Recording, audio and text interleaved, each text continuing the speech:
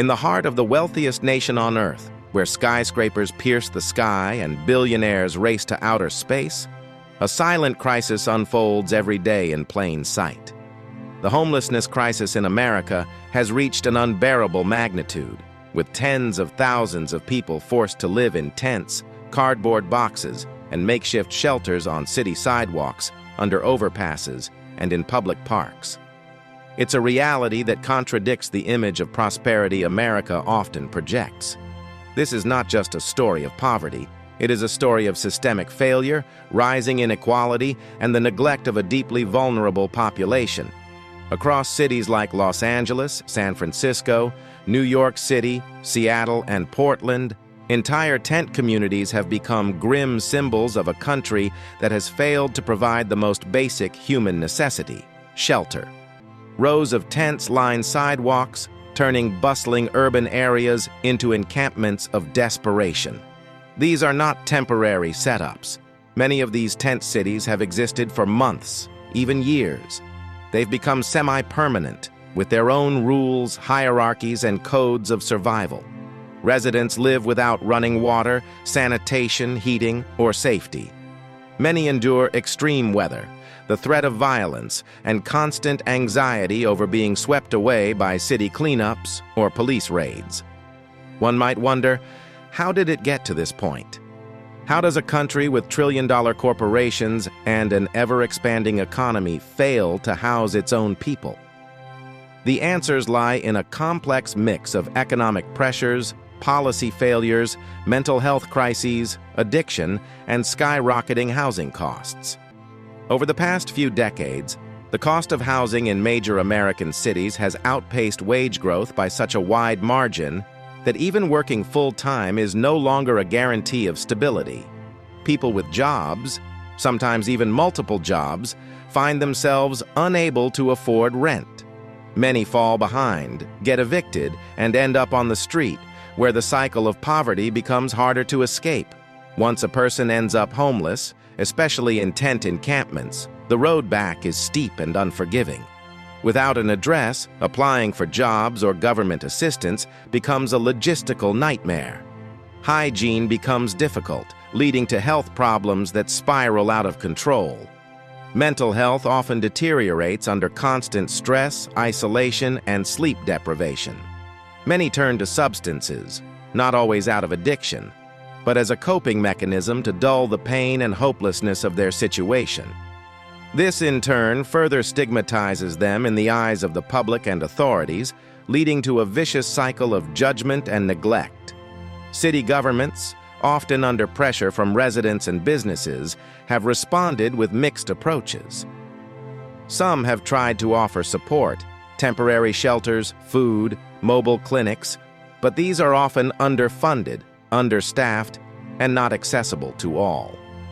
In other cases, cities have opted for punitive measures, forced evictions, police sweeps of encampments, and criminalization of homelessness. Tents are torn down, belongings thrown away, and people are pushed from one street corner to another with no clear destination. These tactics do nothing to solve the root cause. They simply relocate the problem, making it less visible for a time until it reappears in another part of the city. What's particularly heartbreaking is that many of these people living in tents once lived normal, stable lives. They were teachers, mechanics, retail workers, caregivers. Some are veterans who served their country. Others are seniors who can no longer afford their rent on fixed incomes.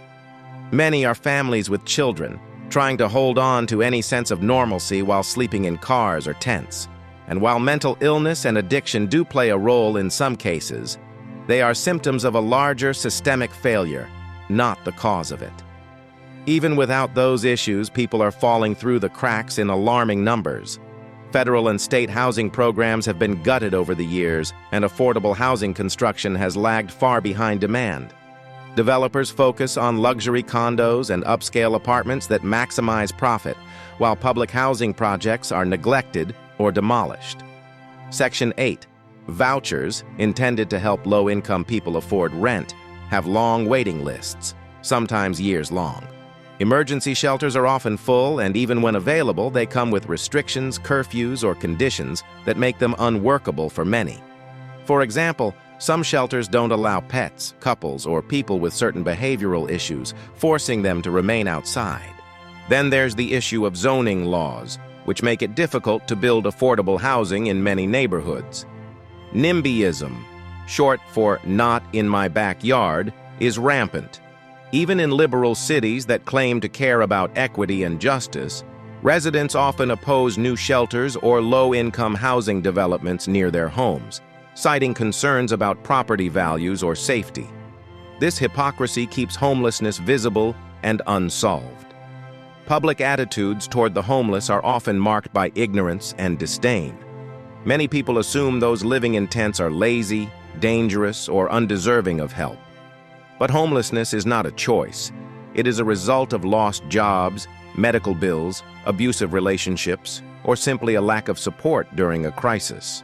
Once homeless, people become trapped in a cycle that's hard to break without sustained intervention and empathy.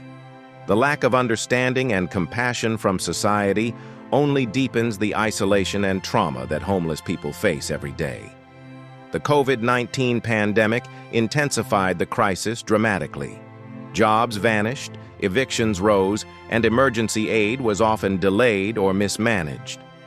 While there were temporary measures like eviction moratoriums and stimulus checks, they weren't enough to prevent the inevitable rise in homelessness. More people than ever before lost their housing, and with shelters limiting capacity due to health concerns, many were forced to set up tents wherever they could. Public spaces became home to thousands who had nowhere else to go. Meanwhile, the politics of homelessness have become increasingly polarized. Some politicians call for more funding for affordable housing and social services, while others push for harsher crackdowns on encampments. But without a unified, compassionate, and long-term strategy, the crisis continues to spiral. Throwing money at police sweeps or temporary shelters is not a sustainable solution. What's needed is affordable permanent housing, mental health support job training, addiction services, and a fundamental shift in how society treats its most vulnerable members. In some areas, there have been small signs of hope. Programs like Housing First, which prioritizes giving people permanent housing without preconditions, have shown promising results in reducing chronic homelessness. Cities that invest in long-term solutions rather than short-term crackdowns see better outcomes. But these programs need wider implementation, political will, and public support. They need to be scaled up dramatically if we want to make a meaningful difference. Every tent we pass on the street represents a story, a broken dream, a moment of crisis that changed a life forever. No one grows up imagining they'll live on the pavement, exposed to the elements treated as invisible or worse, disposable. Yet here we are in the 2018 richest country in the world, where this has become normal.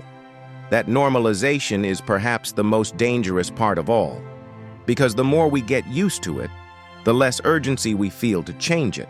We need to ask ourselves, what kind of society do we want to be? One that steps over human beings sleeping on the sidewalk, or one that offers them a hand?